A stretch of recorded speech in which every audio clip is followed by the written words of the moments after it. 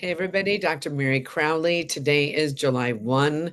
July 1st, in just a few days, we're actually going to be celebrating the 249-year anniversary of the birth of our nation, 4th of July.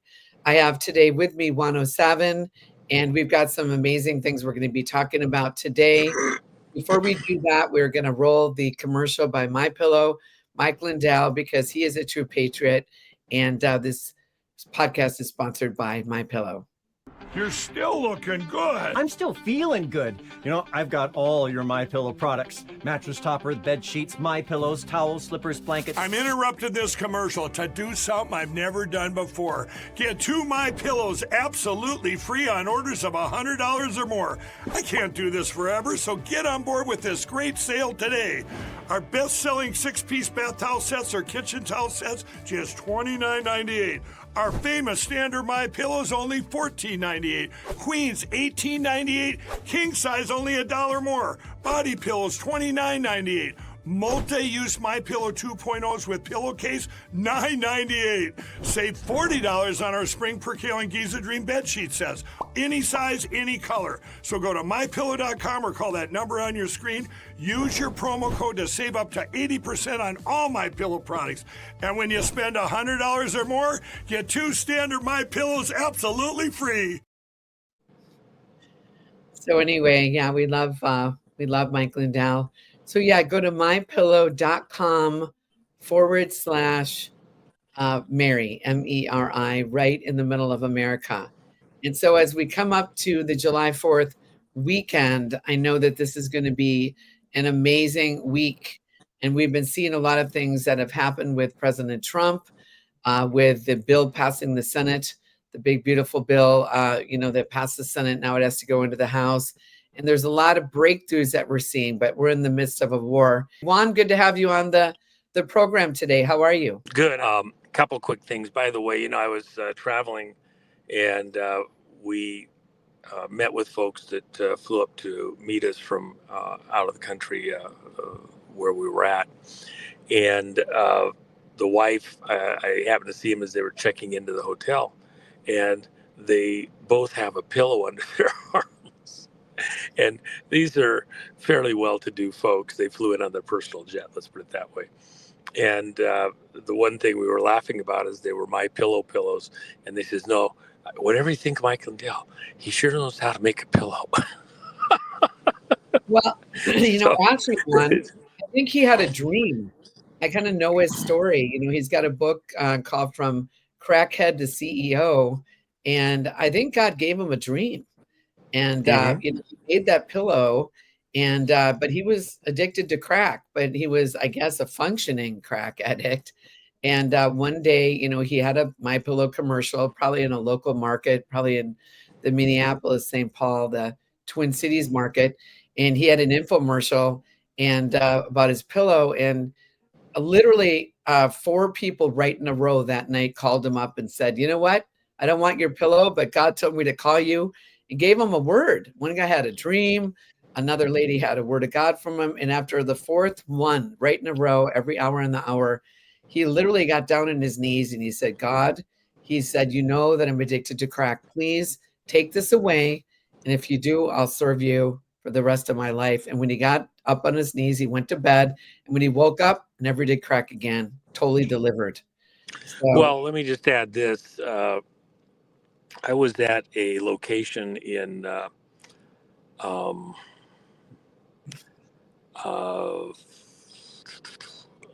northeast of Los Angeles. Trying to think of the name of town now. And so I was at this particular location and meeting with other folks. And one of the people pulls me aside at one point in time because I had a call that involved Lindell. And so he knew that, and he pulls me aside and says, hey, can you put me in touch with him? Would he sign a book for me?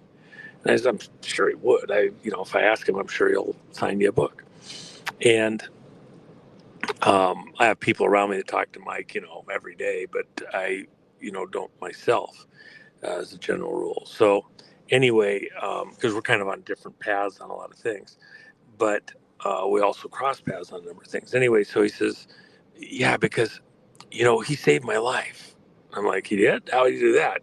He says, well, Christ saved my life. But Mike Lindell, he had heard a radio interview. I think it was Coast to Coast. And this person was a very, very well-to-do guy in the pharmacy industry and distribution like that. He sold his company just before COVID and for very big money to a huge retailer. And so he was pretty fat with cash. But the problem was he was totally addicted to drugs and multiple kinds, not just one. And he heard that interview, and it gave him enough hope that he was able to break off all the drugs. He took like a year and just got himself cleaned out completely, and then became also a Christian. And he said it was that interview with that he heard of Lindell that gave him the hope that he could even break this, because when he sold his company, part of, as I recall how he was saying it, he was selling it because he knew that his kids wouldn't be able to run it, and he didn't think he was going to live much longer because he couldn't break the drug addiction that he had, even though here he is running a huge multi-million dollar company. And he literally came all the way back. That meeting I had with him was about 2 years ago. And I did get a signed book for him and send it off to him. And so, I would translate that back even to this audience. Oftentimes you just don't know how stuff that you're doing may affect people in disparate places. And so being ready with the word at the right time. And I think that was the other thing. It wasn't just one person. Once this person started down the path, then God put other people in his path, and it helped him to do the walk to get out of this. When somebody's that messed up, even if you stop the addiction, there's other things in your life that are screwed up, relationships, 50, 100 different things. And so you're doing triage and damage control on so many fronts. And so oftentimes somebody, when they start down this path, it's 2, 5, 20 people that each have a piece as they work through these details to, save their life, and that's what this audience is all about. I was talking with someone just this morning. We had breakfast that many people in this audience would know the name of, not super famous, but not famous. And in the course of that conversation, he asked me, do you think we're through the worst of it yet? And I says, no, not by a long shot. I personally believe still that we have a gripping moment ahead of us, that there's a near-death experience for America, that it will be as close as the bullet for President Trump, or bullets. By the way, there's been some tremendous work done by a group that's releasing their video on the 13th of July, and I hope everybody here will watch that. What they did is they used a very specific type of camera system that is used at crime scenes, and did a very exhaustive examination of where the person was killed near President Trump, as well as the trajectory of the bullet that hit President Trump's ear, and came to a very solid, I think, conclusion that absolutely there was more than one shooter. at the Butler event. And so why that's important is because, who had the authority, who is in on the scam to try to sell us that there was one shooter, and was the intent all along to sacrifice that shooter to cover a larger conspiracy? And is there still deeper conspiracies yet to be exposed here in the country? So with that in mind, we're still in a fairly serious situation. I think that we still have some kind of a very dark event out here that will be a near-death experience for America, that will be like what happened with President Trump. His is a preface to the rest of us as a nation. Very symbolic, and that but for the grace of God, we as a nation would not survive some event that's cascading towards us right now. And when is that event? There's lots of people speculating about stuff going on over the 4th of July. I don't believe that's at all it. We're going to own that period. The fireworks are celebrating where we're going, but there's some fireworks coming. But most of what people are projecting and calling for is nowhere near what I think is out there looming for us. And I could be wrong. Well, and that was July 13th, of course, last summer. And I remember I was going up to Harvest Rock Church. There was an event going on. I remember getting the texts and calls about what happened.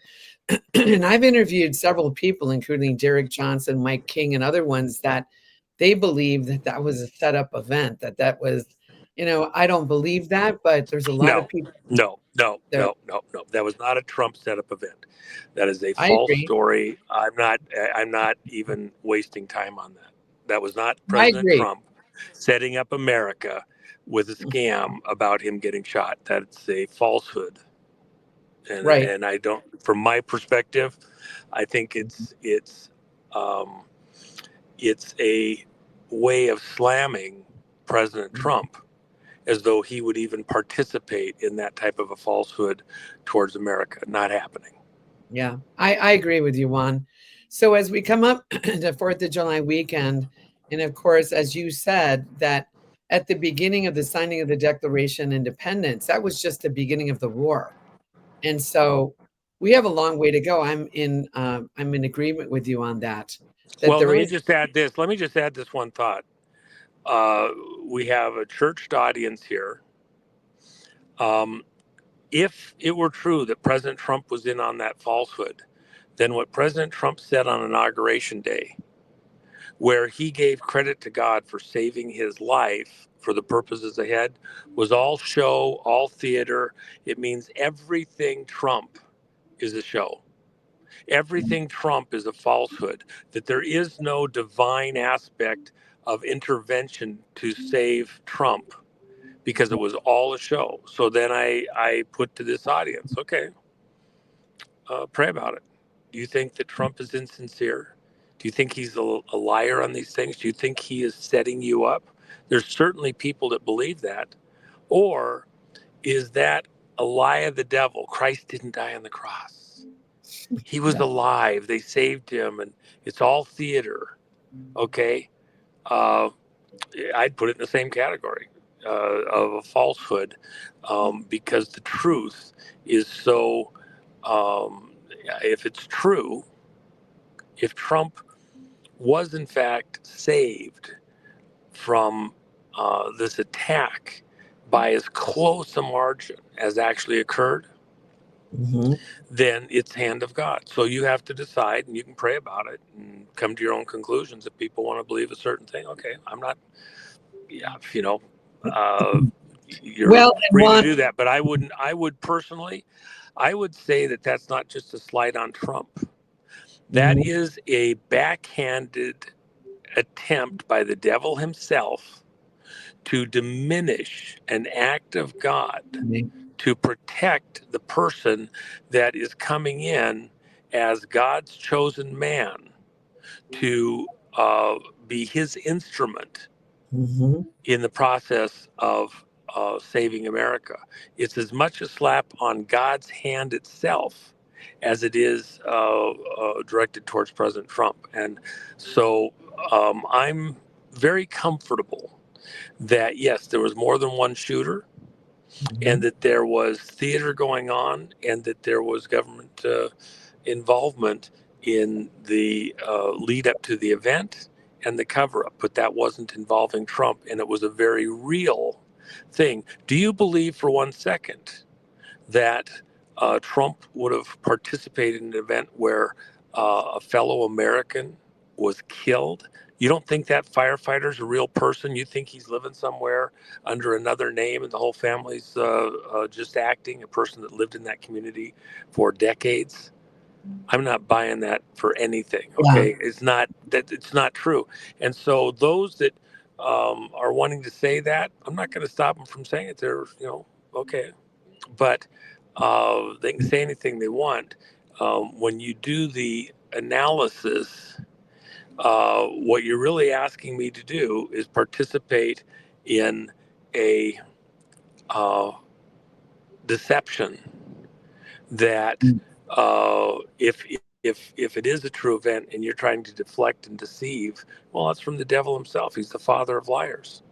So if you're, and don't tell me you're a big Trump supporter and everything else if you're going to go along with that, because at the end of the day, if that were true, then Trump is the greatest deceiver of all, greater of a deceiver than the Obama, Clinton crowd, anything else. And he's just part of the most evil cabal ever. And yes, the country is toast, and you better dig deeper in your bomb shelter and get everything else, because we are then done. God's hand is not in this. God's not taking care of us, and it's over, because all of these frauds will come to an end, and that would be the greatest of them all. So if you believe that, okay, but I don't. I don't believe that rings true with me, and I don't think it makes sense. Not knowing President Trump, no prayer, I don't not a believe that chance. either. He's not that guy. He is not that guy.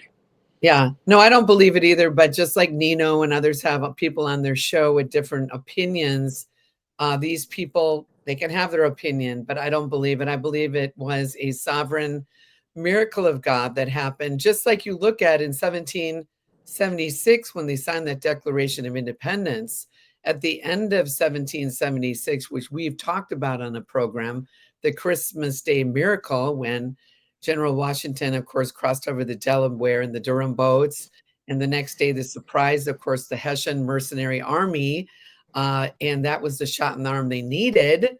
And then going into 1777 at Valley Forge, where the angel came to his office and said, "Son of the Republic, listen and learn the three perils that's going to come upon the nation or the Union." And he said the third would be the worst. So I believe that we're at that time of that third peril. And that's why I bring it up. And by the way, when Washington went over the Delaware and caught the Hessians by surprise, and then did a second attack on other of the troops, they didn't expect them to come get them, and they got uniforms and everything else. Remember, these guys were summer warriors without even decent shoes. They started the fight in the summer. But there was more than one miracle of surprise. They didn't expect to come back, these guys to come back and do a double tap, hit them twice. They got everything. And of course, a lot of the people, the end of their consignment to be soldiers, their commission ended at the end of the year. And so this was the last days that Washington could use them for something. And it was a hand of God thing, and the river, and I could go on and on and on, but amazing stuff. Well, and of course, because I've studied this, and I'm sure you have no more than I do, but remember Common Sense, the writer Thomas Paine, of course, Washington literally had them read that Common Sense, and it stirred them on to cross over and to fight. That's where the whole the pen is mightier than the sword. And right now, like that famous quote, these are the times that tried men's souls. I think Thomas Paine was the one who wrote that, coined that. So we're in that same time right now. Only this war, we can't see who we're fighting. It's not like with the Union Army or with the Revolutionary Well, War. hold on a second. You said something very important there. When they crossed the Delaware, there was a storm, and the storm was blowing snow, and it was low to the ground, and there was fog. There was all sorts of obstacles. They couldn't see, but neither could the enemy clearly what was going on. When they got to the outpost of the Hessian army, the weather cleared just as they came into those hours. They overtook the guard post because they didn't see them coming, and then got set up. And just as the early rays of morning dawn were coming on and guys were getting ready and coming out, hitting the head and getting ready to go, that's when they started the attack with cannon right down the main drag. And so having an obscured situation worked both ways, but in his thing, they took advantage of that to do what they had to do. So Well, and they had to march 9 miles once they crossed over the Delaware. So, in a snowstorm, in yeah, 6 inches or 8 inches of snow. Yes, that's without exhausting. having Think of going the right shoes, many of them, as you just said. right. So pretty epic. So everyone that's listening, we're in a situation that it's been tough. And God, the other day when I was praying, the Lord said to me, gird up the loins of your mind. He said, we're in a war, and the war isn't our battle, it's God's. But we literally have to put on the armor of God, and we're in a war. We're in a storm. And we have to speak to the mountain, just like Jesus when we crossed over, and they were all like, "What, Jesus, wake up. We're in a storm. We're perishing." And he looked at him and he said, "Oh, you have little faith. Speak to the storm. Speak to the mountain." We now, the remnant, I believe, it's a remnant, like Gideon's army. So we're in this place. A lot of people are complacent. A lot of people think, "Oh, well, Trump's in. It's all good." But we can't have that attitude. We're right now at the beginning of the war. And Yep. I do believe there's some stuff that's getting ready to happen. With current Well, events. let me just help you here. Let's move forward with some important stuff. I was asked not to give too many specifics on some of this, but I've spoken to your audience before about the fact that we have the people here on U.S. soil in protective custody who actually engineered the theft of 2020, the election.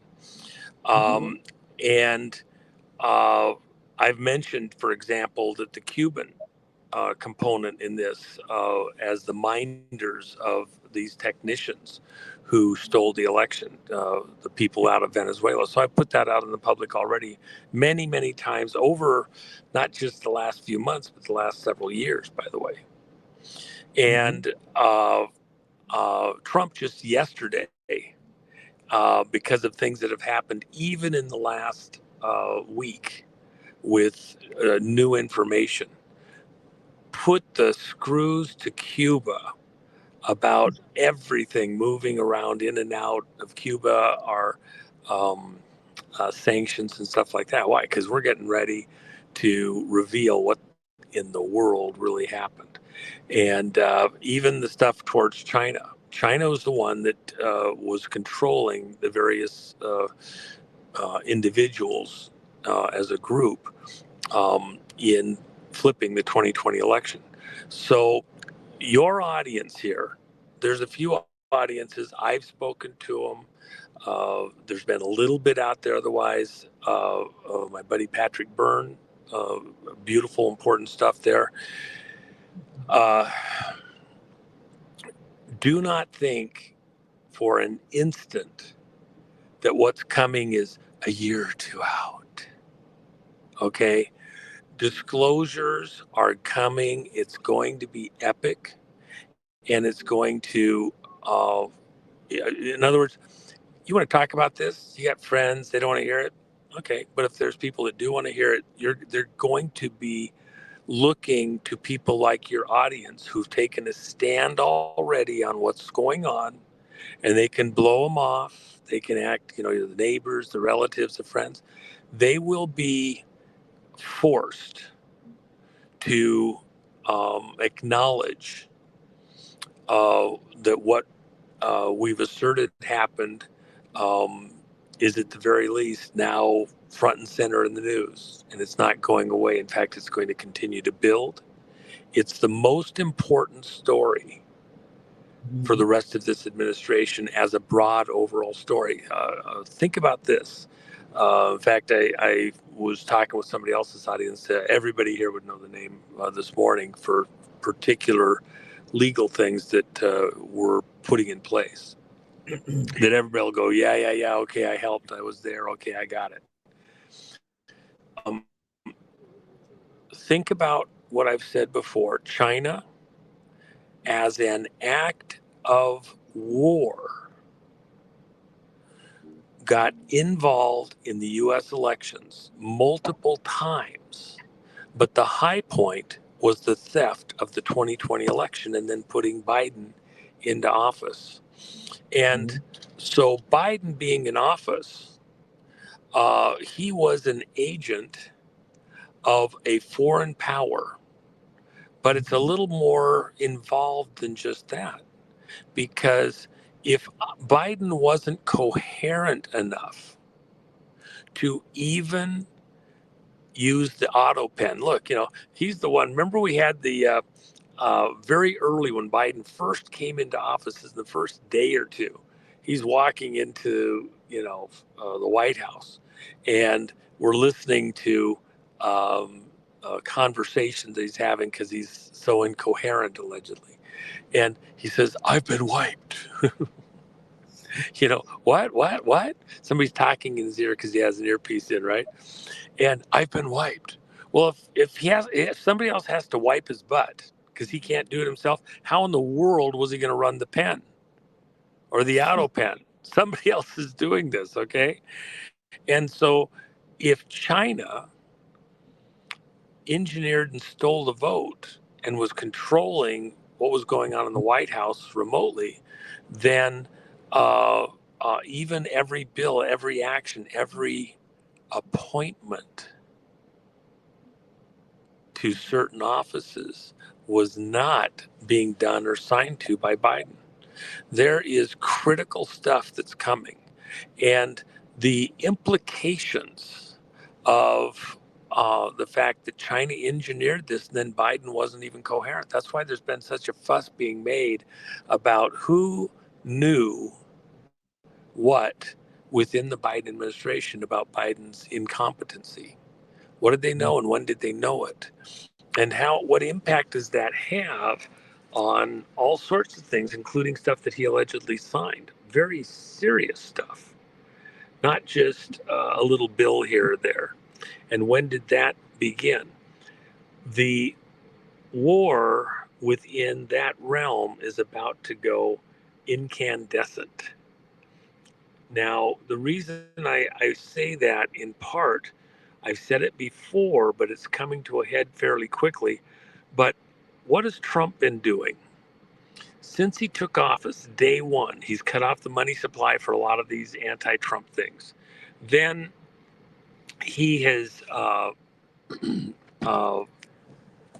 been going after a lot of the people and players that are causing chaos around the world, even to wars all over the world. Okay, the deaths. He may not have stopped the Ukraine war, even though he offered so that they could stop the killing from both sides.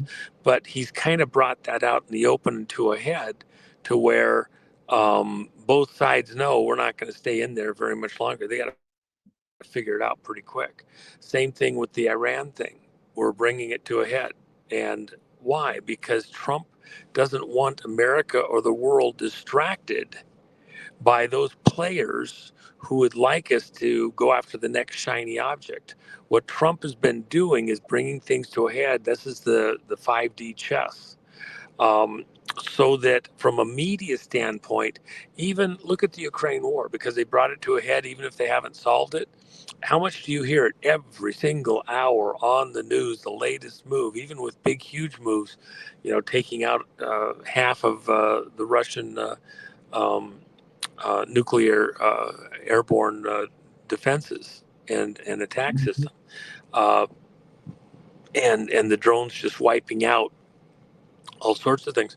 Doesn't even hardly hit the news right now because you brought it to a head.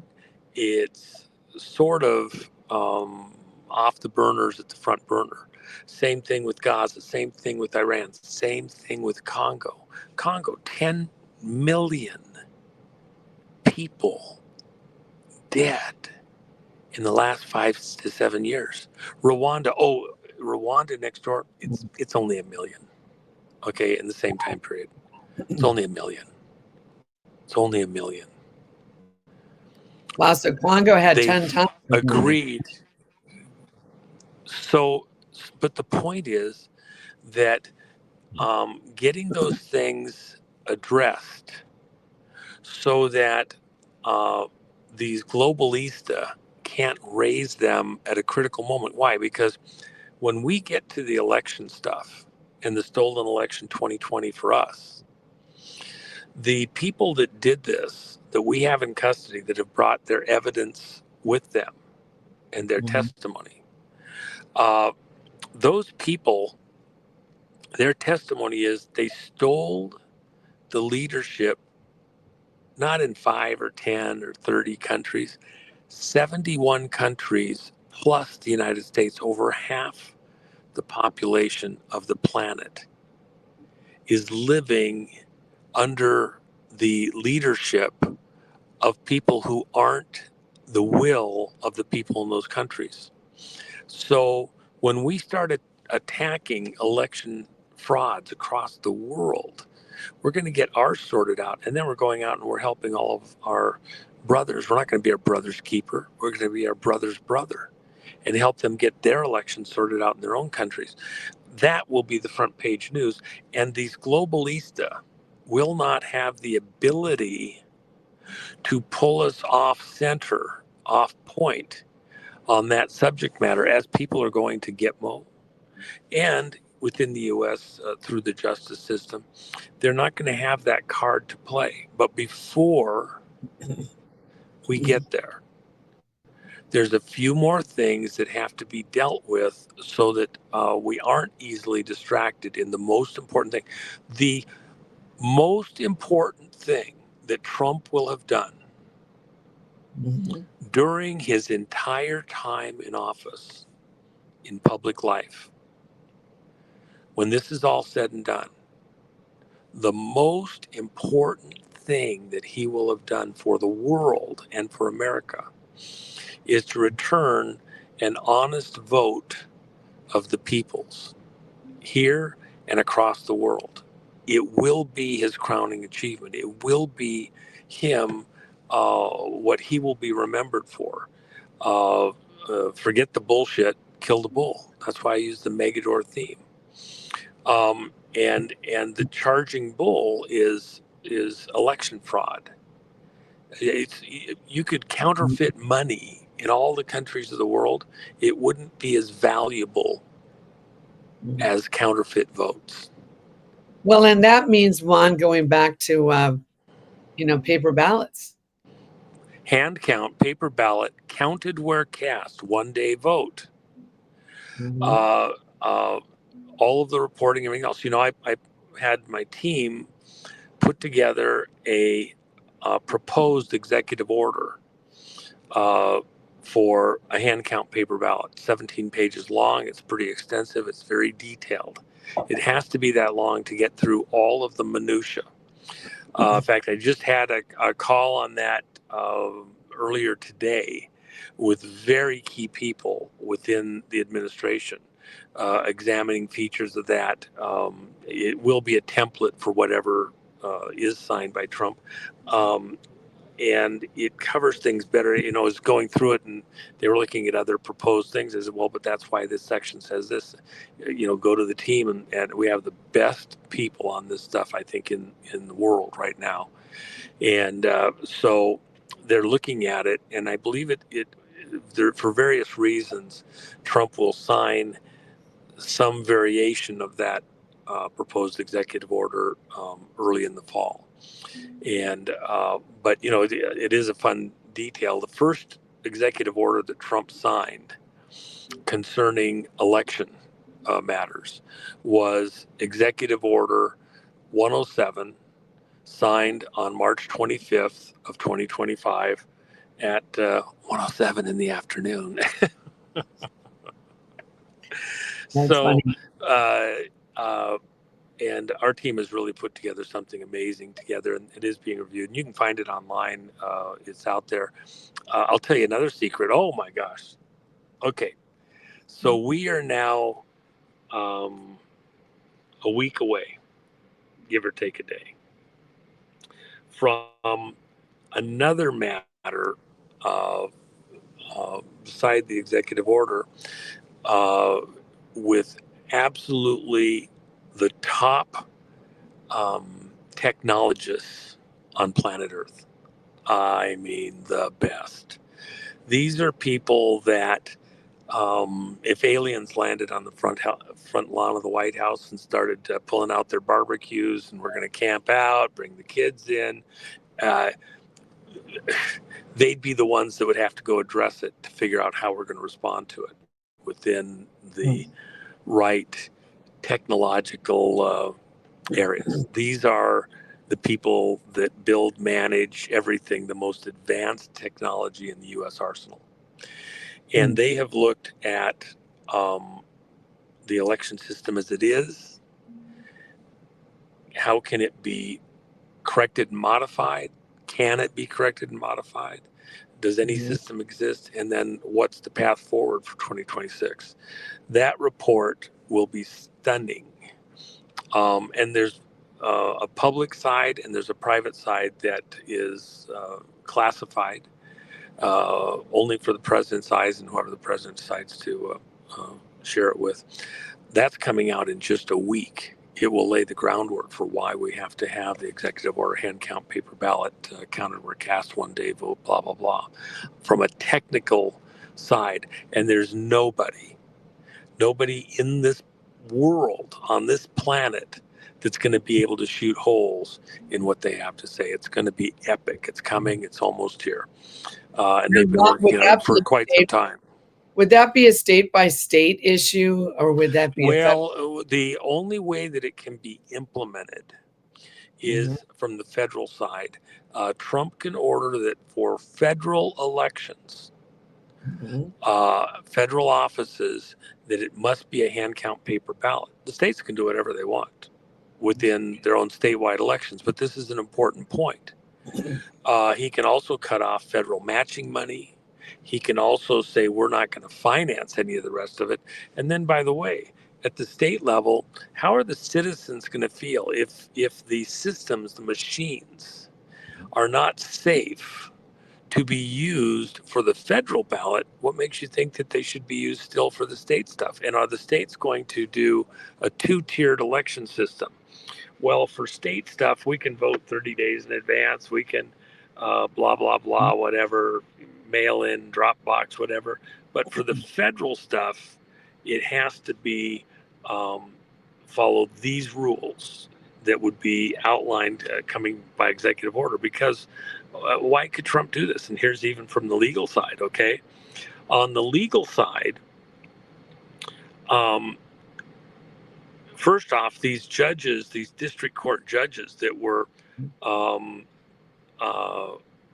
interfering with stuff all across the country, the Supreme Court just decided the other day that they don't have the legal right to interfere in stuff all across the country. If they want to do a decision, it's within the district where the thing is brought, and they can make their own decision. But the Supreme Court just put a complete end to all of these national legal pushes to interfere with Trump by these district court judges. They just got shut down and kicked in the ass hard with the That was pointy a hoop. huge win. Huge win. It's a huge win. But so now you go to the election stuff. Here's the other thing. From what you're going to hear, your audience is getting something that nobody else is hearing right now, precisely. I'm giving you a heads up, okay? You can take it or leave it. I don't care. Here's what the deal is. The federal side of this is that a stolen election, false ballots getting into the system and being counted, interference in the way the ballots get in or counted, etc. That's a national security matter. Do you think the fact that Biden got into office under falsehoods and became, or the image of Biden and the people behind him became the functional president / commander in chief of America, is, something that should be dealt with at the Justice Department or, in some district court. And we should have to go. We've been blocked this whole time from getting into any serious, real court cases. People think that all these court cases that, Obama was found to be okay to be president, that Biden was okay to be president. No, it wasn't. The courts blocked us. We never actually got real hearings. Well, and these were judges one that Obama implemented and put in place, correct? Well, some of them or others. It's I won't just put it there, but I will tell you this, that at the end of the day, when you have a national security issue, especially in light that we've now got people being briefed in the very highest places concerning exactly what has been brought to us on the 2020 vote. It'll be undeniable. Everybody has looked at it, even Democrats that have just, okay, yeah, you got it. Thinking in office Democrats, by the way. They're not arguing on the facts of what we have here, but I'm sure some will show up somewhere along the line as this becomes more public over the next many weeks. But the important feature here that everybody needs to understand is that it's a national security issue. So when Trump issues an executive order that for all federal elections, every federal office, it must be certain things: hand count, paper ballot, counted where cast, 1 day vote, blah, blah, blah. When he issues that executive order, no person of any party is going to be able to go to any court in America and counter it. Why? Because he won't sign that executive order as the president of the United States. He signs it as the commander in chief. And what's part of the rest of the issue? We weren't attacked by some Al Capone group.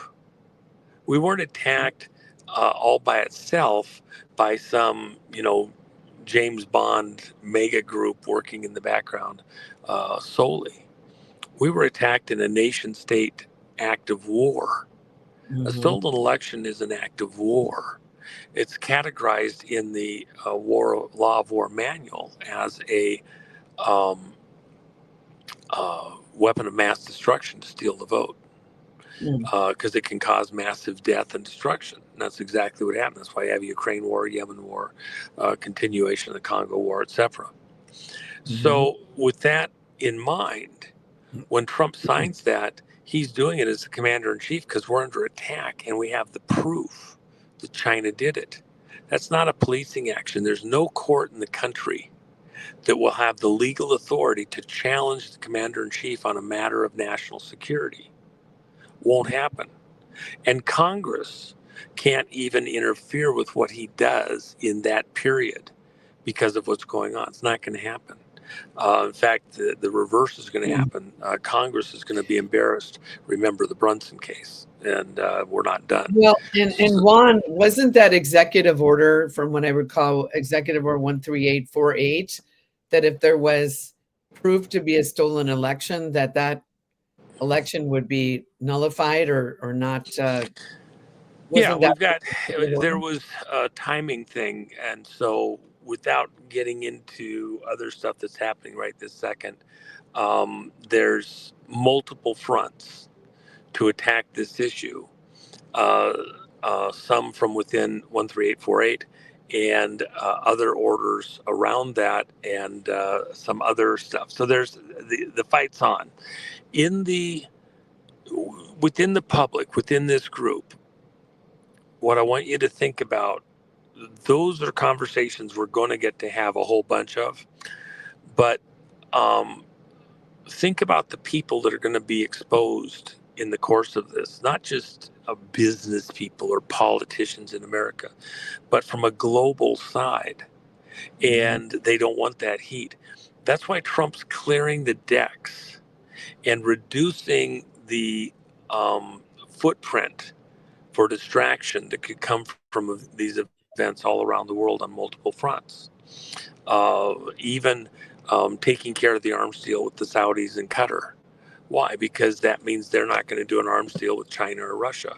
And those issues are reduced, and they're going to be buying those arms with maintenance contracts for the next 20, 30 years. So they're not going to attack Israel. Getting Iran nipped in the bud, and all of the sleeper cells here in America, individuals and like that, start attacking that issue. We're not waiting for them to strike. We're going after them hard. And by the way, a huge number have been picked up with assistance by Iranian citizens working inside of Iran, most all of them Christians, by the way, to target and locate individuals here in America that may have been individual targets towards us, including, for the 4th of July weekend and all that stuff. But here is my concern. It's part of the reason why Trump had the security fencing put up around the White House and the Treasury. And he's within the administration going after Powell. He's keeping the interest rates super high, up there at 4.5%. Sweden's down at 0.25%. Other countries like Japan, 0.75%, whatever. It's asinine. It's a tax on America. And it doesn't anticipate some of the things that are coming and going on right now that we have great knowledge on. So, but why do I say that? And Trump is being pretty verbose. When Trump starts addressing an issue, you got to pay attention. So the dollar's been weakening compared to gold and silver. It's on a trend line, and it has a lot to do, by the way, with the way the Federal Reserve is operating and the money printing and all the money that's been printed. There is turmoil that needs to be gone through. It's pent up, it's waiting. So just like bringing things to a head with Ukraine, the Mideast, Central Africa, look at what DeSantis did in the last week. He built a detention center capable of handling thousands of people a day. You made alligator Alcatraz? That's right, to get them out of the country and to not just take care of the problem in Florida, but to assist with other states also. And it's not lost on him that, by the way, it's within an easy hop, skip, and a jump of Gitmo. Okay. And why is that? I've talked about it numerous times over the last several years. We have over 700,000 sealed indictments in the federal court system. Every one of those indictments can have up to 99 people on them. Now, they don't have, some of them are just an individual one. Most of them have multiple people on it. You're actually talking on the low side, 700,000. Some of them may be duplicate in different areas of the country, but most of them, the real number of people affected by those indictments is millions. And a lot of that is people targeted to move them out of the country for various immigration issues. The process is on getting ready to do that. Well, why is that important? Again, because that's another thing that needs to be moved off the table. Why? Because we're preparing for the fight over what in the world happened coming up to and after 2020, and what are the implications, and how are we going to address that? And that fight is the monster mother of all fights. The people who are going to be under attack in this are lots of them internal in very high office. Some of the offices you've never, ever even heard of. Shadow government, I've talked about it before. And then in other countries, we're going to war with some other countries over this, what that was done. There's going to be war crime trials on a Nuremberg type level before it's over. So what would be the way that people at that level would respond? They're going to come after us economically. They're going to come after us in the markets. They're going to come after us financially. And there's some turmoil ahead. Now, ultimately, the dollar is going to do great. And there's going to be things done within the dollar treasury constitutional system that will stabilize that. The markets are going to do great, especially within certain industries, and the market, the stock market's going to go up radically, in part because the dollars that you'll be buying in the market initially will be cheaper, but we'll strengthen it. We have something that's coming. But why am I saying that? It's all over the map. The responses are going to be all over the map because it has to be. They're going to make a move. We're going to make a move. They're going to make a move globally. BRICS and banks in London and all that. During that turmoil, it could be a little dicey in a lot of different places. If you're not in that mode to dodge and dive and jump and do whatever, the stable island in the course of that is going to be the metals, constitutional money. And gold and silver coin is ideal. And just because you're actually got a new coin. You're coming out with a new coin, correct? In fact, we're going to announce that over at Jen's site and over at Gumroad even later today, which by the time you get this show posted, it should be up over there. And the new coin, I think, is epic. It's very cool. So for 2025, it's the 2025 coin. And we'll have that available to people if you want to go over to Gumroad or over to Jen's site. And then Jen has also, by the way, her cookie contest, the 107 cookie contest, which I'm very excited about. So it's just for the month of July. And if people have an idea, she's got pretty good instructions over there. And so we're anxious to see what people come up with and gonna have some fun with that. So, and by the way, there's high drama ahead in July. So being able to take a deep breath, enjoy the cookie contest like that, and then we'll announce winners October 17th. But everybody needs to take a deep breath. It's not the end of the world. The Chicken Little, the 4th of July, bullshit. Take a deep breath. There is some dark stuff coming for the country, and some of it it's not right away. There's a build up towards it, and the stage isn't fully set yet. But will we get through it? Absolutely. This audience should be the most understanding, hopeful, whatever of any audience in America, that the devil will not prevail. And we will not live in fear, because the God whom we serve knows each and every one of us individually, right down to the number of hairs on their head. And we're not pulling our hairs out over what's about to happen. God has us. God has this situation. The devil himself might personally be trying to guide that lead at the president, but to pull it off. Okay. Well, even if we go back to what the angel told General Washington at Valley Forge, the very last thing, if people want to research this, the angel says that nothing will prevail against the Union.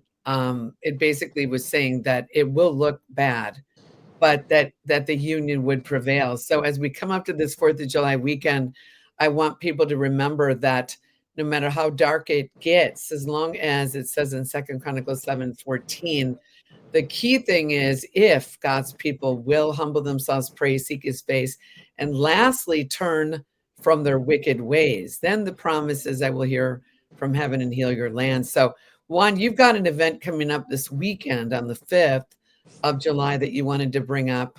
Yeah, we have an event. I know, 4th of July for people like that.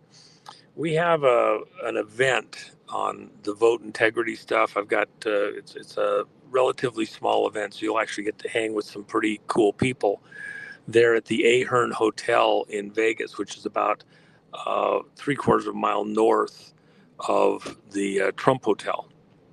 And I've got great speakers coming in and some people zooming in, but in fact, Trennis Evans is meeting me there. Lloyd Brunson is coming in, names that this audience would know well. Bannon's going to be zooming in. There's a senator coming. There's a couple different people. You'll get a chance. Mark Cook, the Hand Count Roadshow, who's doing just an amazing job. Do some demonstrations there. And it's just for the day. It's like Twix, okay? And we're keeping it simple, and you even get lunch at the Ahern. And by the way, Mr. Ahern has been one of the, when we count all the guys, a lot of guys talk a lot, that are well-to-do and stuff like that. He's been 100% just an ace of a guy all the way through, never wavered once on any of the events when other places wouldn't even let us have space. And they've got plenty of space there for us to be able to do stuff like this. I've had the constitutional sheriffs and, probably, I don't know, a dozen events out there that we've had to use the Ahern and other groups that we've helped get in there. It's a great location and has plenty of space for us to stretch out and do something like this. And we're going to have a great event. That's the 5th of July. If you're anywhere in the area, come on over. In fact, we'll be there, 4th and 5th for that. So chances are, you'll bump into some of the people there. Low key, relaxed, can have a great time. So if you got anybody there in the audience and, plus, you're in Vegas. You think 4th of July is going to be fun in Vegas? Come on over. It'll be great. Yeah, well, then there's another event, too, that actually, Juan, I'll be at as well. It's coming up on July 15th, July 15th through the 18th. Let's put that flyer up really quick. It's Gideon's Army, and Juan will actually be there. Yep. I've been there. I was there last year. And this was amazing what happened there. And Juan will be there, and it's going to be an amazing time. And, Juan, we were just talking before we started the broadcast, but, I was just up in a little bit north of Sacramento at the Church of Glad Tidings, Yuba City. But let me say we raised $2 million. I was one of the speakers. Laura Logan was there, Kathy O'Brien. We had Chris Burgard. We had Craig Salmon Sawyer, so many different people there. And this whole issue with trafficking is a big deal. That's why they opened up the borders, and how they really make their money, the deep state, the cabal, is through the trafficking of children and what they're doing. And so we're all standing up. But one of my messages that you can hear on my Rumble channel on the Sunday service, God gave me a whole message about Gideon's Army.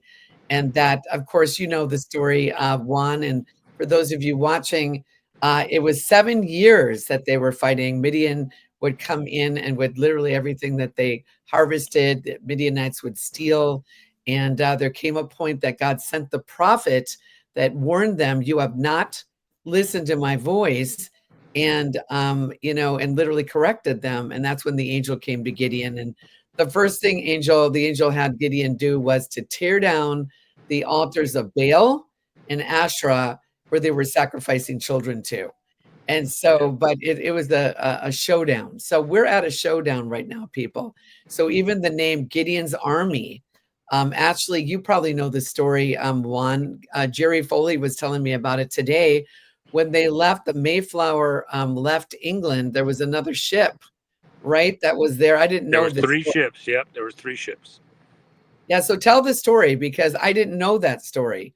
And Well, when they got to the coastline, 2 of the ships decided that they weren't going to stick around there at Plymouth and continued on. And the ship that stayed there at Plymouth, the captain, um, and then the head of the pastor that stayed there on the ship, was looking through the notes.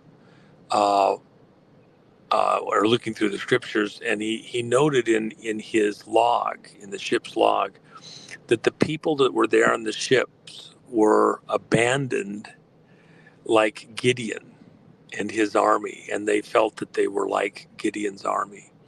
And so when they landed at Plymouth and then made covenants with God, those early pilgrims, the first ones, they were noted as being like unto Gideon's army.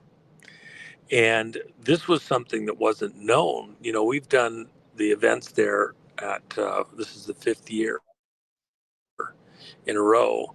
I think only missed 1 year because of something else that was scheduled. But we didn't know that that was in the ship's log concerning that first group that landed at Plymouth.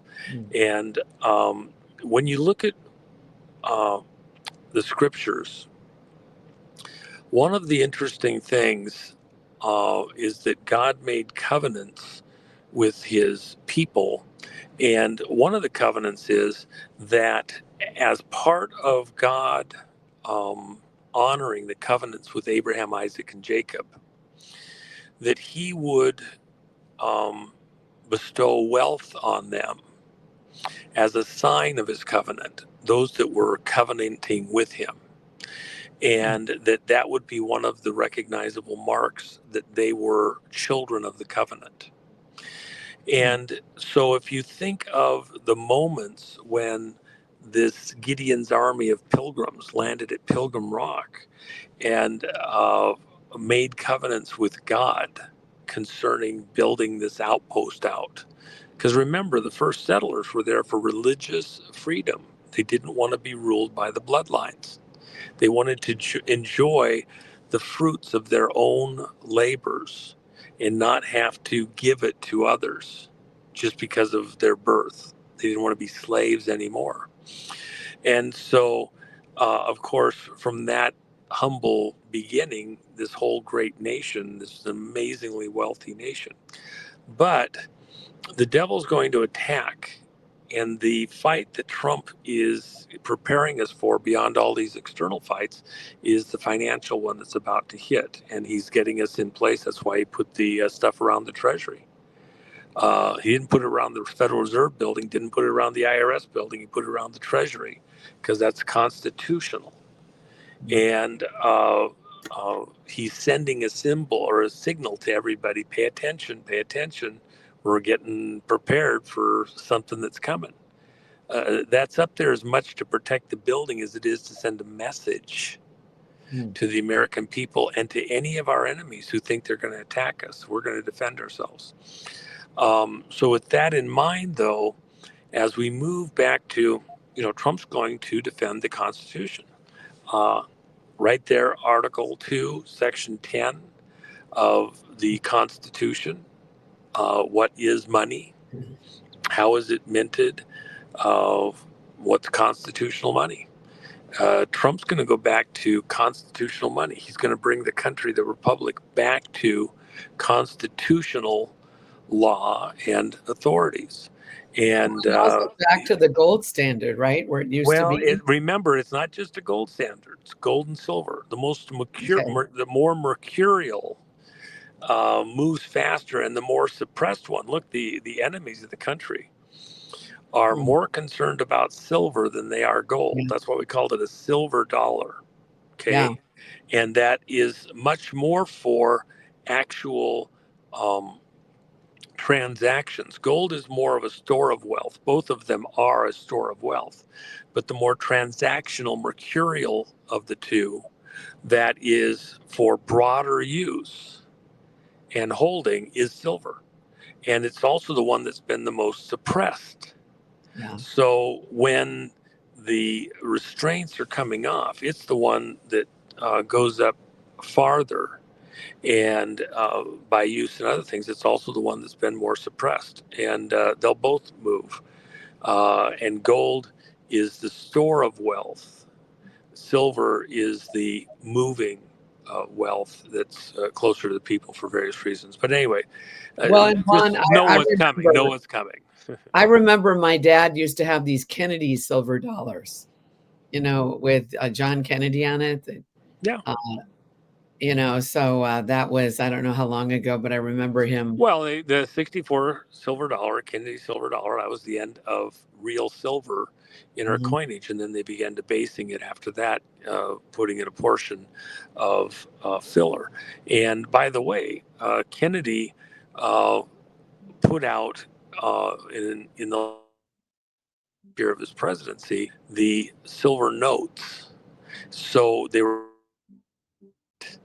the Federal Reserve, and the Treasury notes, silver Treasury notes, were a receipt for actual silver that existed inside the Treasury system.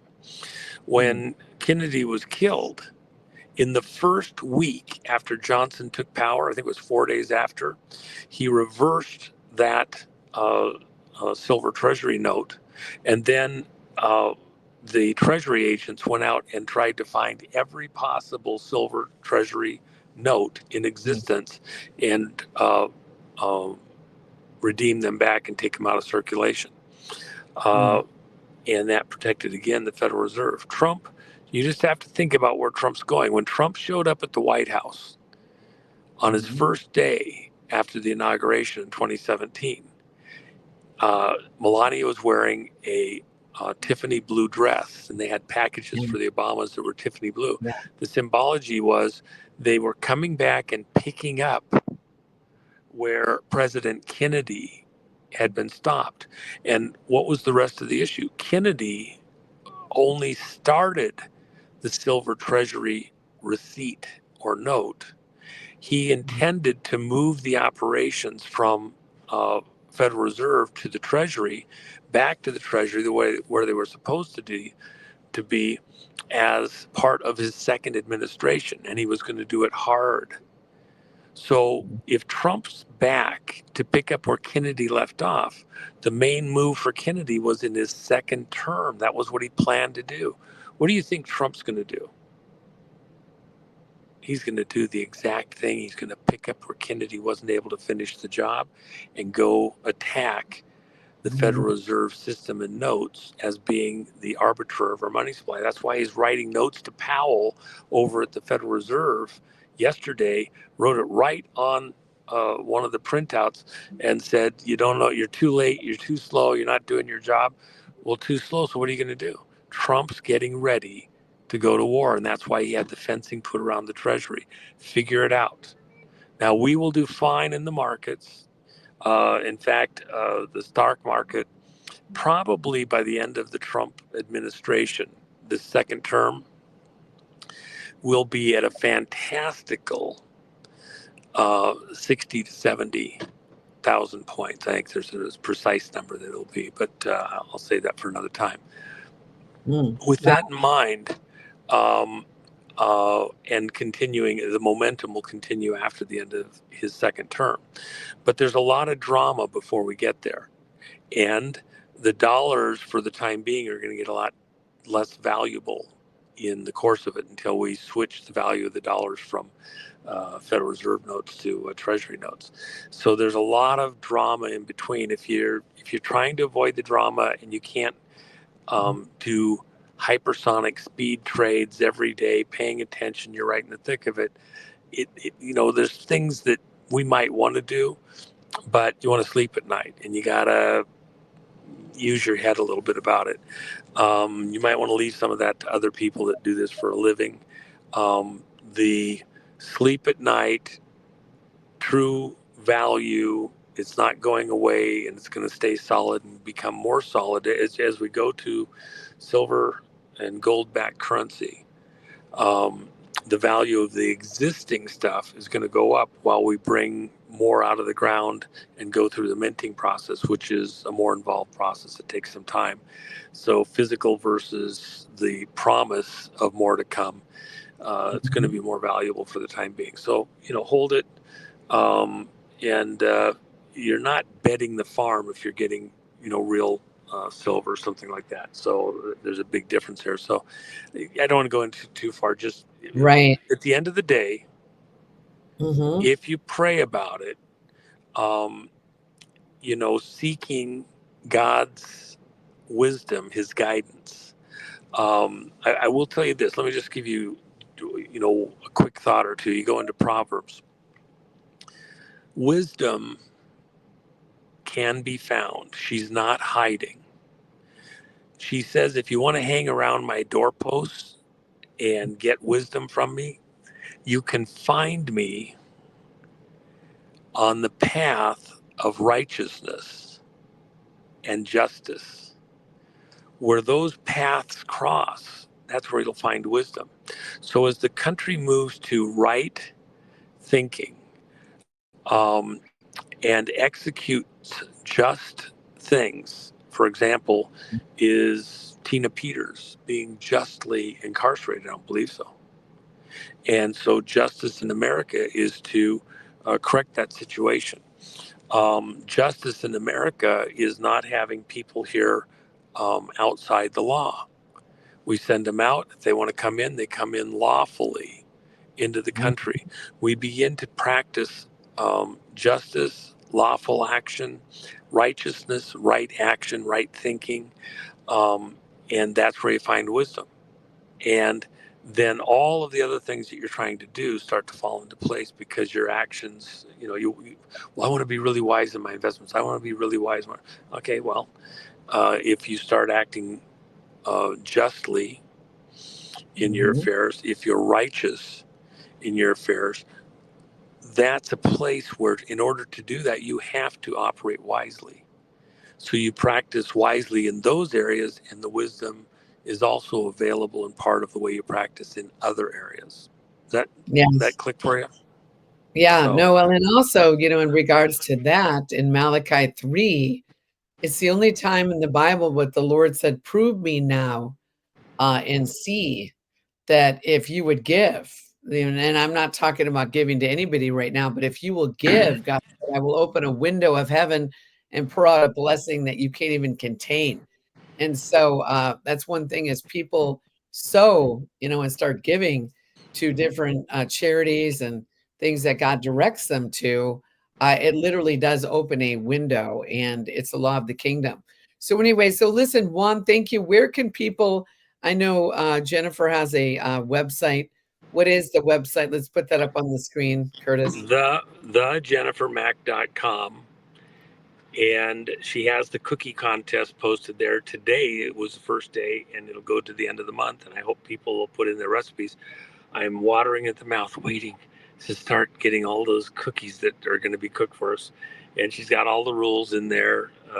Just submit one recipe one time, make sure you got it right, and then they will screen all of them. We're looking for healthy stuff and fun new ideas and tasty and all that.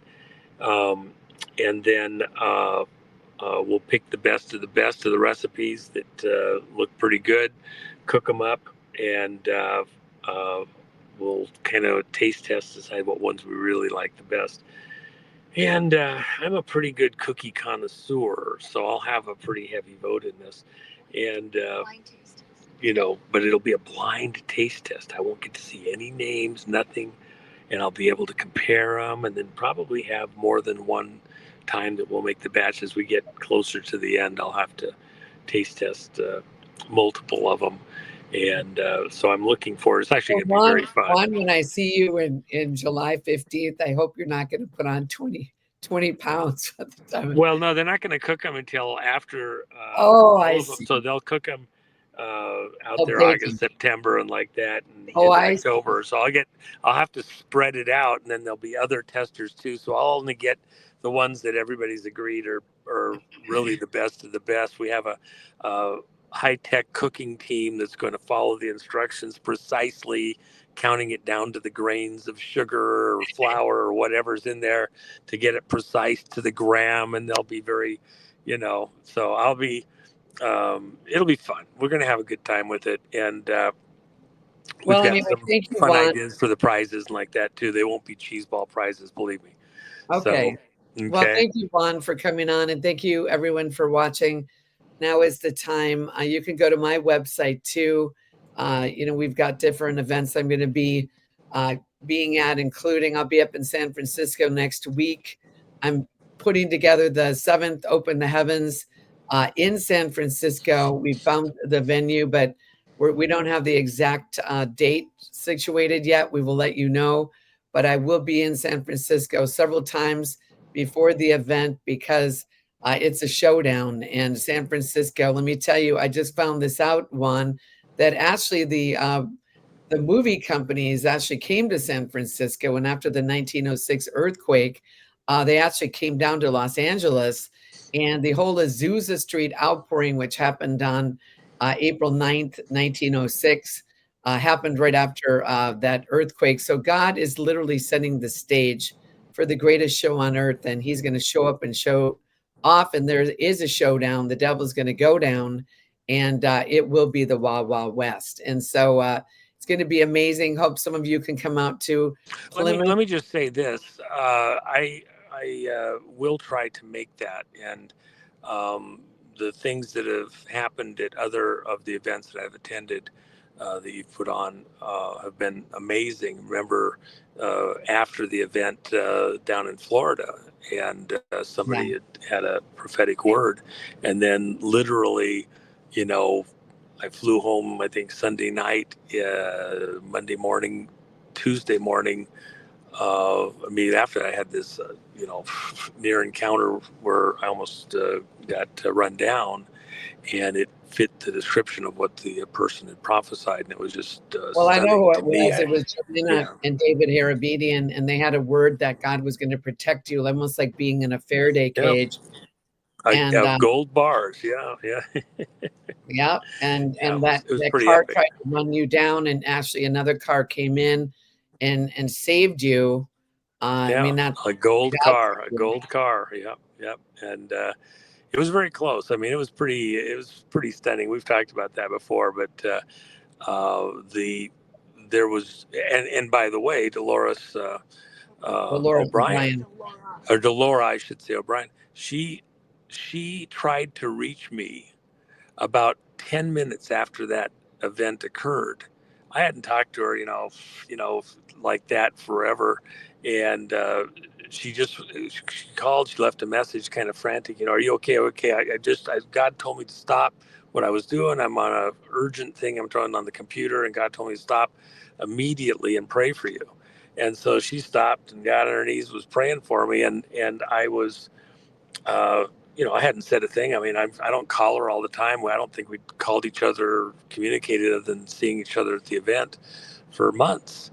And it was exactly when that event occurred that she had stopped and been praying. And so, God's unction, God's urging there. And by the way, I just, when I was talking to Lloyd or